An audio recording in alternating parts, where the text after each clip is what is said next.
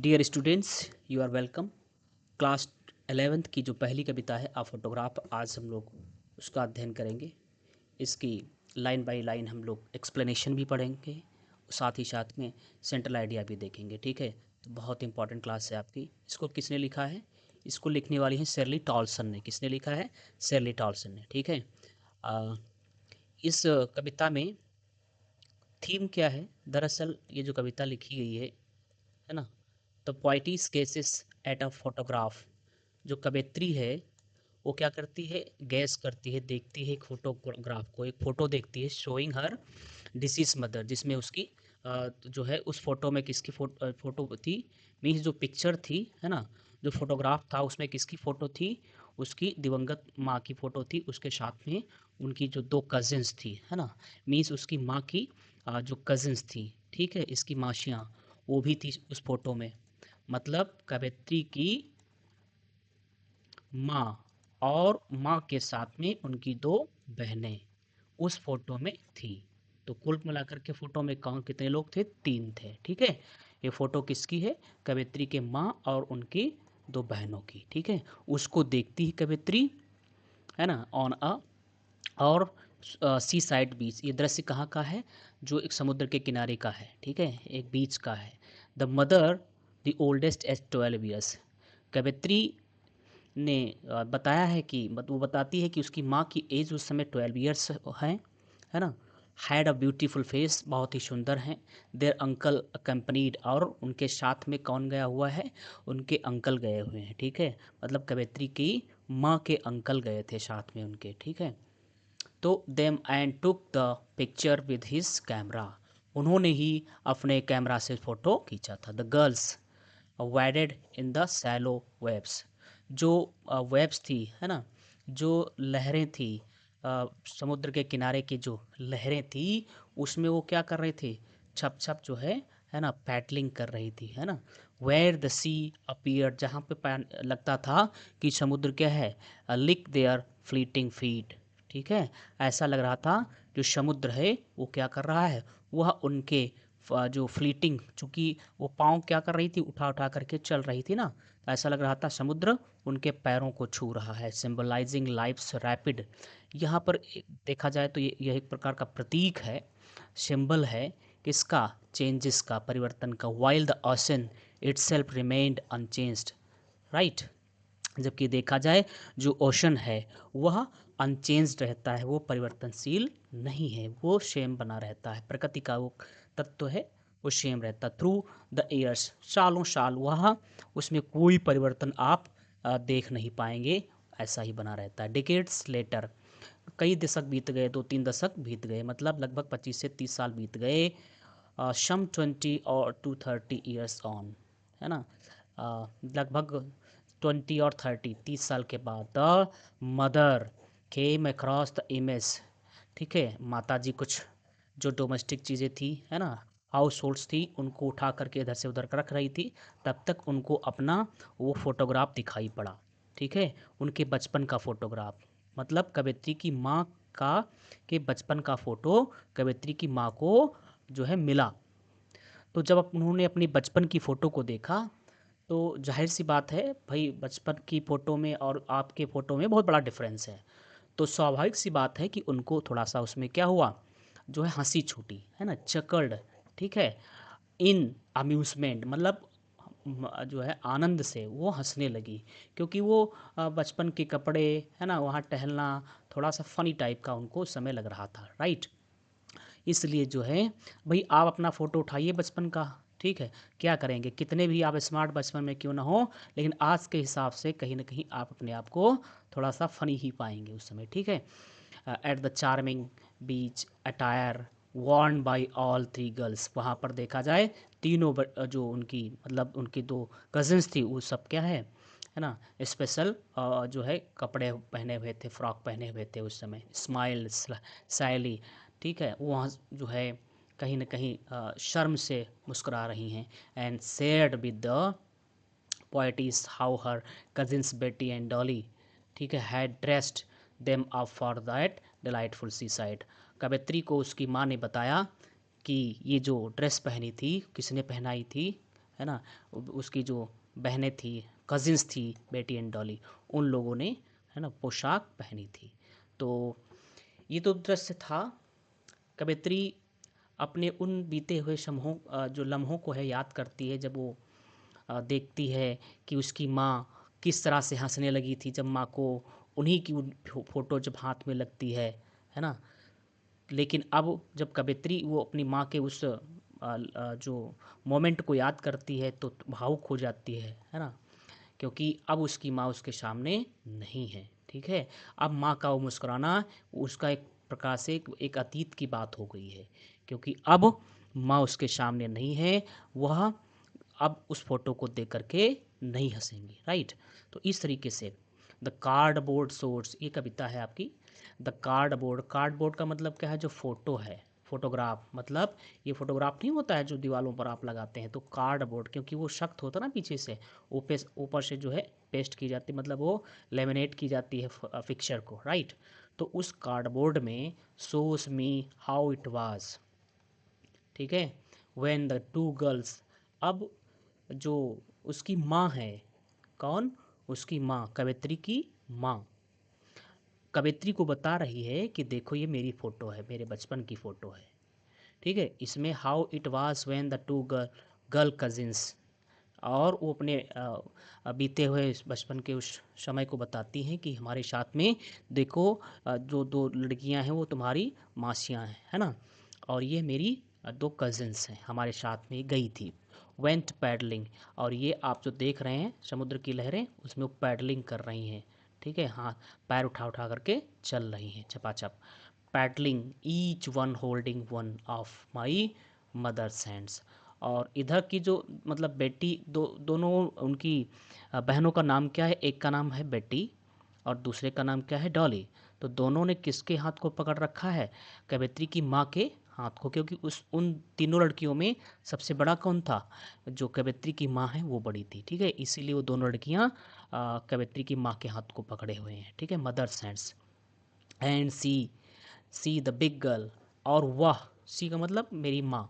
ठीक है, कवियत्री कह रही है कि उसकी माँ, she the big girl, big कमल का मतलब जो सबसे बड़ी है उनमें तीनों में, सम 12 ईयर्स और सो, भले वो तीनों में सबसे बड़ी है लेकिन अभी उसकी भी एज बहुत ज़्यादा नहीं है, वो महज 11-12 साल की है, 12 ईयर्स ओल्ड है। ठीक है, अभी वो टीन एज में भी नहीं पहुंची हैं। ऑल थ्री स्टूड स्टिल, तीनों क्या है, शांत खड़ी हैं, स्टिल मतलब शांत, to smile through their hair, ऐसा लग रहा है पूरा जो है, थ्रू देयर हेयर का मतलब क्या है, जो है खुले मुंह से, मीन्स पूरी तरह से हंस रही हैं ना, खा करके जो है हंस रही हैं। ठीक है, at the uncle with the camera, और उनके पास में कौन है, उनके अंकल हैं जो कि कैमरा लिए हैं, उनकी फ़ोटो खींच रहे हैं रहे थे उस समय। अ स्वीट फेस, बहुत ही मधुर सुंदर चेहरा है उनका, किसका, कवित्री की माँ का, माई मदर्स, उसकी माँ का। That was before I was born, लेकिन ये चेहरा कब का था, मतलब कवित्री कहती है उसके जन्म के पहले का। ठीक है, उसकी माँ का फ़ोटो है जिसमें उसकी माँ बहुत खूबसूरत दिखाई देती है। ठीक, एंड द सी, और वो समुद्र, which appears to have changed less, और जैसा उस फोटो में दिखाई दे रहा था आज भी वो समुद्र वैसा ही है, which appears to have changed less, जो कि बिल्कुल बदला नहीं है, जैसा था आज भी। लेकिन उसकी जो माँ है, माँ के जो हाथ पैर थे, है ना, मीन्स जो वो उस समय 11-12 साल की थी तो उस हिसाब से थे, और अब वह क्या हो गई थी, 30 साल बाद एक बिल्कुल युवती की तरह वो दिखाई दे रही थी। तो उसकी माँ में, है ना, बहुत बड़ा चेंज आया है, लेकिन समुद्र में कोई चेंज नहीं है, वही लहरें हैं, वही जो है उसका एक तरीका है लहरों का, है ना। तो इस तरीके से कंपेयर कर रही, washed their terribly transient feet. ठीक है, ऐसा लग रहा है कि जो फोटो में दिख रहा समुद्र है अभी भी वो क्या कर रहा है, उसी तरह से, है ना, उसकी माँ के और उन माँ के साथ में उनकी दोनों बहनों के पैरों को क्या कर रही है, धुल रही, वाश कर रही हैं। तो इस तरह से ये स्टांजा होता है। द पोइट व्यूज, कवित्री देखती है एन ओल्ड फोटोग्राफ, वो उठाती है अपने एक फोटो, पुराने फोटोग्राफ को, माउंटेड ऑन कार्डबोर्ड, जो कि किस पर लगा हुआ है, कार्डबोर्ड पर। ठीक है, ये फ्रेम नहीं होता है, उस फ्रेम पर फोटो लगा होता है। डिपिक्टिंग हर मदर, है ना। और वो डिपिक्ट करती हैं, दर्शाती हैं, बताती हैं किसके बारे में, अपने माँ के बारे में, कि ये फ़ोटो किसकी है, उसकी माँ की है। एट एज 12, ठीक है, ये फ़ोटो कब की है, जब उसकी माँ 12 साल की थी। As the eldest girl on beach, ठीक है, उसमें भी वो सबसे बड़ी थी, है ना, मतलब तीनों बहनों में इस समय वो बड़ी थी। होल्डिंग हैंड्स, वो क्या किए हुए हैं, हाथ को पकड़े हुए हैं, ठीक है। With her two younger cousins, मतलब उसकी माँ ने अपने दोनों बहनों के हाथों को पकड़े हुए हैं, ताकि, है ना, वाइल पैडलिंग इन सैलो वाटर, उस छिछले पानी में, सैलो मतलब जो हल्का हल्का पानी है, थोड़ा सा कम गहरा पानी है, वहाँ पर क्या कर रही, मस्ती करते हुए, है ना, पैरों को उठा उठा करके पैडलिंग कर रही हैं छपाछप। दे पोज स्माइलिंग, और स्माइल करते हुए फ़ोटो खिंचवा रही हैं। थ्रू विंड ब्लोन हेयर, और फोटो में दिख रहा है साफ साफ कि हवा चल रही है, जिसकी वजह से उनके जो बाल हैं वो बिखरे हुए हैं। फॉर देयर अंकल्स कैमरा, ठीक है। हाईलाइटिंग हर मदर स्वीट, और कवित्री यहाँ पर अपने माँ के बारे में भी बताती है कि उनका चेहरा कैसा है, सुंदर है वो। इनोसेंट फेस, बिल्कुल भोली हैं, कोई, है ना, बिल्कुल वह भोली हैं, ठीक है, निर्मल हैं। From before the poets birth, ये स्थिति कब की है, अपने, मतलब कवित्री कह रही है कि उसके जन्म के पहले की स्थिति है, क्योंकि कवित्री उस समय जो है, मतलब कवित्री की माँ का की उस समय शादी तक भी नहीं हुई थी, 12 साल की थी। तो कितना प्यारा चेहरा उस समय उसकी माँ का था। द सी अनचेंजिंग, समुद्र दिखाई दे रहा है कि वो, उसमें कोई परिवर्तन नहीं आया है। आज भी वास देयर, है ना, टेरेबली ट्रांजिएंट फीट, ऐसा लग रहा है, ठीक है, कि वह आज भी उनके पैरों को क्या कर रहा है, ट्रांजिएंट फीट, बदलने वाले, क्योंकि जब कवित्री की माँ ने फ़ोटो खिंचवाए थे, तो उस समय जो पैर थे, है ना, तो वो छोटे थे देखा जाए तो। अब वो क्या हो गए, युवती हो गई, जब वो बड़ी हो गई, बड़े होने के साथ साथ उनके हाथ पैरों में भी बदलाव आया। तो वो सब ट्रांजिएंट हैं, बदल बदल जा रहे हैं, फीट, पाँव, ठीक है।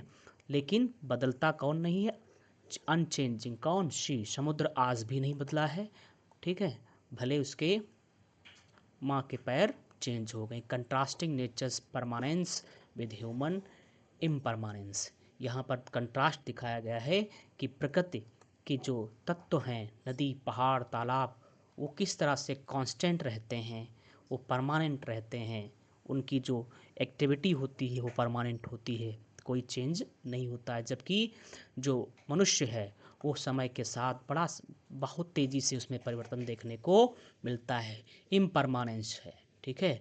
आज जिस स्थिति में बाल्यावस्था में आप दिखाई देते हैं, है ना, चंद दिनों में आप उस तरह के दिन नहीं दिखाई देते हैं, ठीक है। और फिर आपका शारीरिक और मानसिक पूरी तरह से परिवर्तन देखने को मिलता है। तो यहाँ पर जो है चीज़ों के कंट्रास्ट को दिखाया गया है, प्रकृति को परमानेंट दिखाया गया है, और व्यक्ति को कहीं ना कहीं चेंजिंग दिखाया गया है, ठीक है। एन ऑब्जेक्ट ऑफ, जो है एक एन टेम्परेरी ऑब्जेक्ट के तौर पे मनुष्य को दिखाया गया है, जो कि समय के साथ बदलता रहता है, ठीक है, उसमें चेंज आता रहता है। सम 20-30 ईयर्स लेटर, कवित्री बताती है कि ये घटना कब की है, उसके लगभग 20-30 ईयर्स लेटर, 20-30 साल बाद। See she had laugh at the snapshot, एक दिन जब उसकी माँ को उसकी अपनी फ़ोटो दिखाई पड़ी, तो उसकी माँ बहुत हंसने लगी थी अपनी फ़ोटो को देख करके। और वो सी बेटी, और वो मुझसे कहने लगी थी, मतलब कवित्री से कहने लगी थी कि देखो ये बेटी हैं और ये डॉली है, मतलब अपने फ़ोटो को देख उठा करके वो परिचय कराने लगी कि देखो ये तुम्हारी बड़ी मौसी हैं, ये छोटी मौसी हैं, और ये मैं हूँ, इस तरीके से सी वुड से, है ना। And look how they dressed us, देखो हम लोगों ने कैसे कपड़े पहन रखे थे, है ना, on the for the beach, ठीक है। The sea holiday was her past, अब यहाँ पे कवित्री कह रही है कि उसकी माँ ने जो अपने बचपन की उस घटना का जिक्र किया, जब वो लोग बीच के पास थे, ठीक है, जहाँ पर उन्होंने फ़ोटो खिंचवाई थी, तो कवित्री की माँ अपने उस बीते हुए समय के बारे में उन्होंने हमको बताया था उस समय। ठीक है, फोटो में दिखाया था कि किस तरह से वो लोग मस्ती करने वहाँ पर गए थे। वाज हर पास्ट, ये उनका अतीत था। किसका? कवित्री की माँ का अतीत था। माइन इज हर लाफ्टर, और मेरे लिए क्या अतीत बन चुका है? माँ की स्माइल, क्योंकि जब फोटो दिखाते वक्त तो हंसने लगी थी ना, और आज माँ नहीं है उसकी, तो यह उसके कवित्री के लिए क्या अतीत क्या है?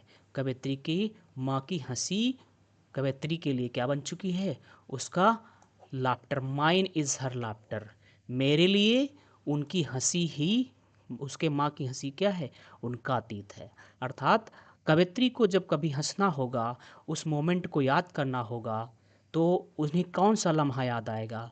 उनको उसकी माँ की हंसी याद आती है। अर्थात वो अतीत का जो मोमेंट है वो याद आता है। ठीक है, तो किस कवित्री यहाँ पे बताना चाहती है कि किस तरह से देखो समय परिवर्तनशील है। ठीक है, कवित्री की माँ ने, एक समय था जब कवित्री की माँ ने अपने बीते हुए समय के बारे में बताया था, लेकिन अब कवित्री जब यहाँ पर है तो वह अपने माँ के उस स्माइल को, मतलब उस बीते हुए लम्हे के बारे में, जिस समय उसकी माँ हंस रही थी उसके बारे में बता रही है। तो बताना चाहती है कवित्री कि ये जो समय है वो क्या है? परिवर्तनशील है। ठीक है, बोथ राई विद द लेबर्ड लॉस ऑफ, है ना, ईज ऑफ लॉस, कहीं ना कहीं दोनों समय के शिकार हुए हैं। ठीक है, टिकट्स लेटर, कई दशक बीत गए भाई, लगभग 3 दशक, 20 से 30 साल, मतलब लगभग 2 से 3 दशक। द पोइट्स मदर, तब कवित्री की माँ लाइव फोटो देखती हंसने लगती हैं।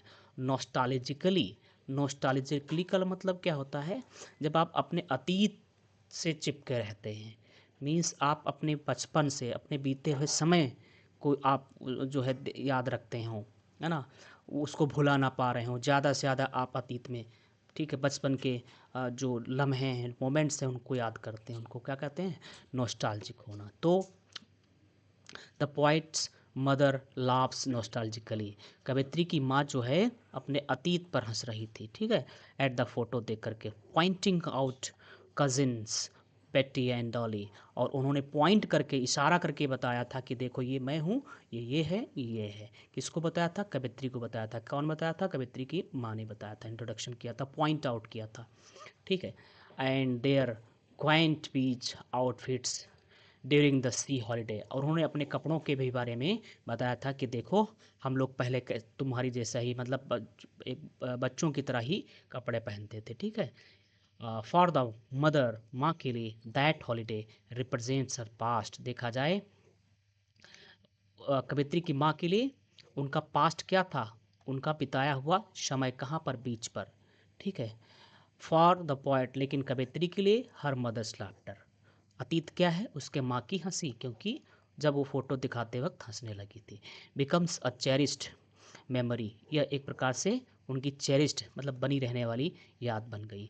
बोथ इवोक और wry stand strained acceptance of loss, अब देखा जाए दोनों कहीं ना कहीं, है ना, दोनों को समय को स्वीकार करना पड़ा समय के साथ।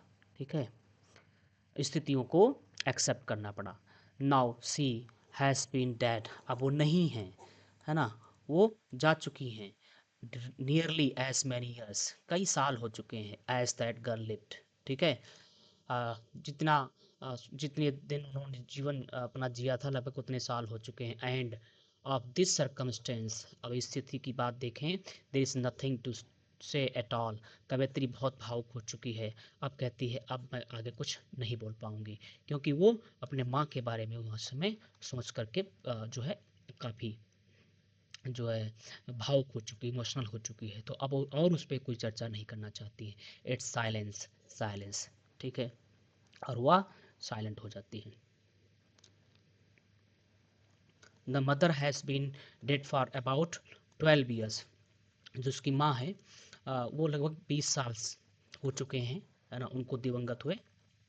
The same span as her girlhood in the photo. ठीक है, 12 ईयर्स, 12 ईयर्स मतलब 12 वर्ष हो चुके हैं। 12 वर्ष उसके माँ के पास हुए हो चुके हैं। ये ड्यूरेशन 12 वर्ष क्या है? वो फोटो में जो था, अर्थात उस समय एज कितनी थी, 12 साल की थी जब उन्होंने फ़ोटो खिंचवाए थे, है ना। स्पैन मतलब टाइम। इन द फोटो दिखाया गया living the poet speechless in profound grief. अब कवित्री क्या है, स्पीचलेस है, अर्थात इतनी भावुक हो चुकी है, प्रोफाउंड ग्रीफ मतलब बहुत ज़्यादा दुखी है। The circumstance of death defies words, ठीक है। और इस सत्य को किस तरह से हम झुटलाएं, इसको झुटलाया नहीं जा सकता है। It's overwhelming silence dominating all expression. और अब चूंकि उसकी माँ नहीं है, उस एब्सेंस की वजह से कवित्री बहुत भावुक है, उसको शब्दों में बयां नहीं किया जा सकता है, ठीक है। अब हम बात कर लें सेंट्रल आइडिया। तो the poem reflects on times passes, जो कविता है वो क्या दिखाती है,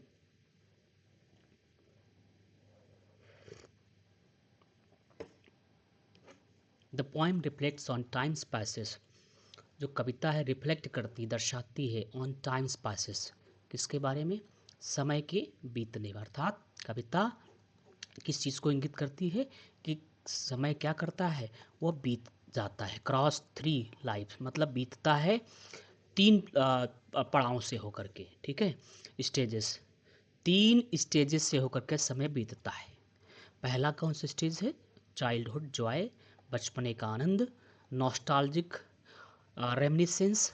देखो, जब कवित्री की माँ बीच पर इंजॉय कर रही थी अपनी बहनों के साथ, तो ये क्या था, उनका चाइल्डहुड जॉय था, उसको वो जी रही थी, आनंद ले रही थी बचपने का। उसके बाद जब वो अ, बड़ी हुई, युवती बनी, है ना, बच्चे को जन्म दिया, उनके एक पुत्री है जिसको वह फोटो दिखा रही हैं, तो अब उनके लिए वो क्या हो जाएगा, रेमिनिसेंस हो जाएगा। रेमिनिसेंस मीन्स स्मृतियाँ। कवयित्री की माँ नॉस्टैल्जिक है, अपने अतीत के बारे में चिपकी हुई है, मतलब अतीत के बारे में देख रही फोटो के माध्यम से, अतीत के बारे में डिस्क्राइब कर रही है, अपने बिताए हुए उन लम्हों के बारे में, ठीक है। एंड मॉर्नफुल साइलेंस, और अंत में मॉर्नफुल साइलेंस, मतलब मॉर्नफुल माने क्या है, जो है आप कहीं ना कहीं जब आप मौन करते हैं, क्या करते हैं, मौन, ठीक है, किसी के कहीं ना कहीं दुख को व्यक्त करते हैं, दुखपूर्ण साइलेंस, है ना। जब आप साइलेंट होकर के मॉर्निंग करते हैं, दुख व्यक्त करते हैं किसी के ना होने पर, उसकी उस स्थिति को बताया गया थ्रू अ फोटोग्राफ, किसके माध्यम से, फोटोग्राफ के माध्यम से। दैट इमोर्टलाइजेस ट्रांजिएंस, जिसने क्या किया है, परिवर्तन को भी इमोर्टलाइज कर दिया है। क्योंकि परिवर्तन क्या है, जो उसके जैसे माँ के पैर हैं, उसके माँ के पैर वो बदल गए समय के साथ, राइट।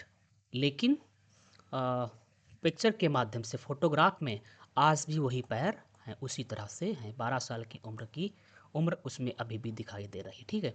कंट्रास्टिंग ह्यूमन चेंज, कुल मिलाकर के दिखाया गया है कि जो ह्यूमन चेंज है, मानव में परिवर्तन होता रहता है विद नेचर्स कॉन्स्टेंसी, जबकि नेचर क्या रहता है, कांस्टेंट रहता है। उसी समय उसी तरह से सूर्य का उगना, है ना, हवाओं का बहना, ये सब, नदियों का कलकलाना, ठीक है, समुद्र का क्या है, अपनी लहरों को, ठीक है। तो ये सारी चीज़ें क्या हैं, कांस्टेंट रहती हैं, जबकि मनुष्य क्या होता है, उसमें ज़्यादातर परिवर्तन होता रहता है, वो ट्रांजिएंट है। Man is an object of transience, परिवर्तनशील है, बदलता रहता है, ठीक है। उसका फिजिक, उसकी हर एक चीज़ में परिवर्तन होता रहता है। तो इस कंट्रास्ट को दिखाया गया है, ठीक है। तो कुल मिलाकर के हम देखें तो कविता एक प्रकार से पर्सनल भी है, और जो मेन थीम है इसमें दिखाया गया है कि किस तरह से समय के साथ चीज़ें बदल जाती हैं, और जबकि प्रकृति उसी जगह पर उसी तरह से अपने स्वभाव के अनुसार बदल बनी रहती है, ठीक है। तो कुल मिलाकर के ये कविता हमने लाइन बाय लाइन उसका एक्सप्लेनेशन भी देख लिया, सेंट्रल आइडिया भी कर लिया है। उम्मीद करता हूँ आपको कविता बहुत अच्छी अच्छी तरह से समझ में आ गई होगी। मिलते हैं नेक्स्ट क्लास में।